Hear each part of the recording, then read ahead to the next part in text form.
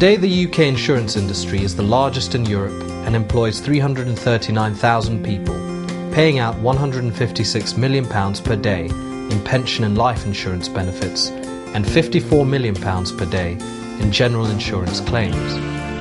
However we look at it, insurance is an integral part of people's lives, offering peace of mind. When you talk to the public about insurance, all they want to talk about is the small print. It's small print because there's a lot of it, you've got to fit it into a small space. But it's regarded as something perhaps stuffy, boring, whereas actuality, it's exciting and real. You have real contact with real life problems that people face. Insurance, it really is a financial safety net for people. Basically, if you had a fire at your home and you burnt down your house or you lost your contents, I mean, without insurance, how would you cope? Where would you live? I mean, how would you pay your mortgage? I think the UK insurance industry globally is perceived as one of great tradition and great reputation, and it needs to capitalise on those facets that are generally recognised around the world.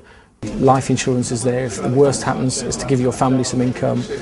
Property insurance is there if your property is damaged, to give you back that property or to repair it or to replace it. It's there to give you some comfort and some security that, knowing if the worst happens, you've got some backup. So the worst that could happen to you, you can take away some of the pain of that hurt by having an insurance policy there to protect you. In the simplest terms, insurance of any type is all about managing risk, and today, any risk that can be quantified can potentially be insured. Lifestyle protection insurance helps provide consumers with the reassurance that they can meet their financial commitments should the unexpected happen.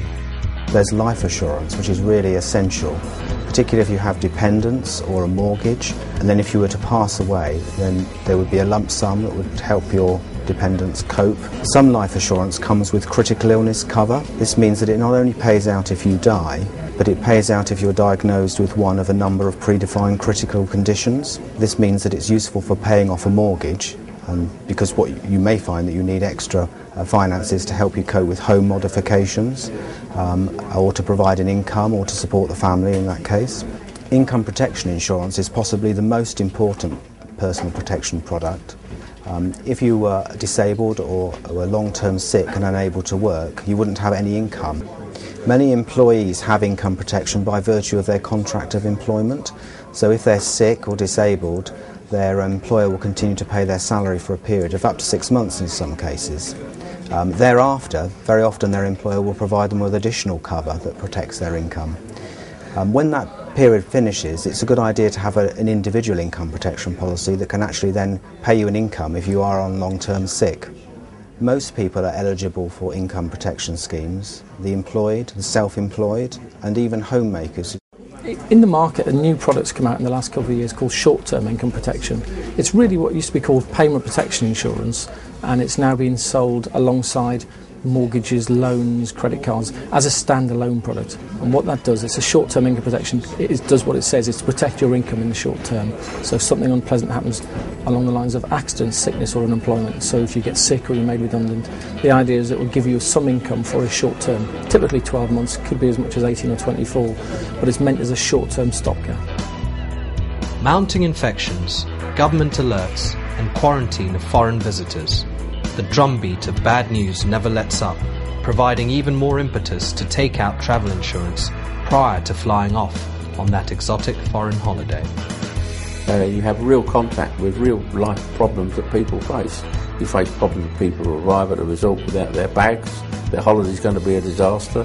So what can we do to help them out? People get ill, their holiday's a disaster. People can't even go on the holiday because the house catches fire or Grandad dies the day before the holiday. So all these different aspects are handled by us, and we find that every day there's a new problem, a different problem, one we haven't seen before. If you travel abroad more than once a year, it's usually good value to buy an annual travel policy. That's got a double benefit. One is you're getting slightly cheaper cover.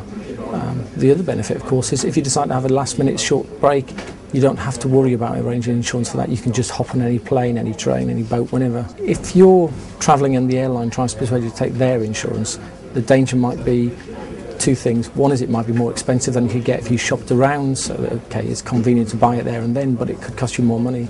The other danger is that it might not be as fully comprehensive as you could get by going to another provider. The other issue you might face is with some providers now, say banks, quite often will give you free annual travel insurance. If you already have annual travel insurance, you may be buying cover that you don't need because you've already got it once already, and therefore you're just wasting money. Travel insurance is almost unique within the world of insurance, and it covers so many different aspects. It covers, obviously, medical, it covers property, baggage, money, things like that. It covers liability. If you go out with your skiing and you cause an accident and somebody sues you. So there's a whole range of areas of travel insurance that aren't individually in any other class of policy. If you're a fire specialist or a burglary specialist or a motor specialist, you don't get this whole range of training that you do within the travel insurance world. With the increased risk of storms and flooding attributed to global warming, Homes and Building Insurance provides a safety net to homeowners across the UK. There's lots of things to consider when you're purchasing home insurance. I mean, you can split into two types of cover. Your buildings, which are, obviously your home, outbuildings, which are things like sheds or garages, and then your contents, which is basically everything. If you were going to move home, what you would take with you. For a buildings insurance, some of the key criteria you need to look at is what could happen, say in the winter, for example. What are the most typical claims? Burst pipes is a good one, where the water freezes. Alternative accommodation is one which people might not be aware of. Alternative accommodation covers you to go and live somewhere else, and the insurer will pay to live in another property. Things like underground services, which are like your sewer and your pipes, accidental damage to things like that. Your contents cover for things that you kept outside the home during the summer, and also the type of cover that's provided. Most insurers will give you what they call specified perils cover, which is basically a list of covers that they provide for things like flood, fire, theft.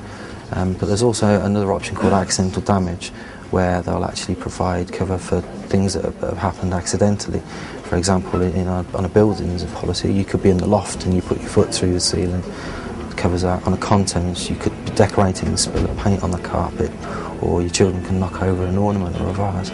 Those are sort of things you should be considering for buildings and contents. After spending a significant amount of your hard-earned wages on a tax disc, an MOT, parking fines and the congestion charge, the last thing you'll be wanting to think about is car insurance. But since the 1930s, it's been compulsory for everyone using the UK's public road network to have at least third-party cover for their vehicles, be it a Lada or Lamborghini. You need to consider when you're looking for car insurance is the cover that's provided. Accident management cover in terms of the courtesy car, or what would happen to your own car if it was immobilised, or were you transported after the accident. The other thing to consider is the way you're actually going to buy it. The majority of people buy car insurance through comparison sites or aggregator sites, as they're called. One of the problems that you find with aggregator sites is that when you're filling in your information about yourself, they don't all provide the same questions. They're completely different with each aggregator site. One of the things you really need to be careful of when you're looking for aggregator sites is when you get the quotation back, some of them will just quote you the basic premium, and if you add in for things on like extras for courtesy car, for example, or for legal expenses cover, there's an additional cost involved in those, and you need to make sure that you're aware of those particular prices before you go through and purchase them. But the main thing you need to check is that when you go through from the aggregator site to the insurer's site, is to make sure that the information that you've put into the aggregator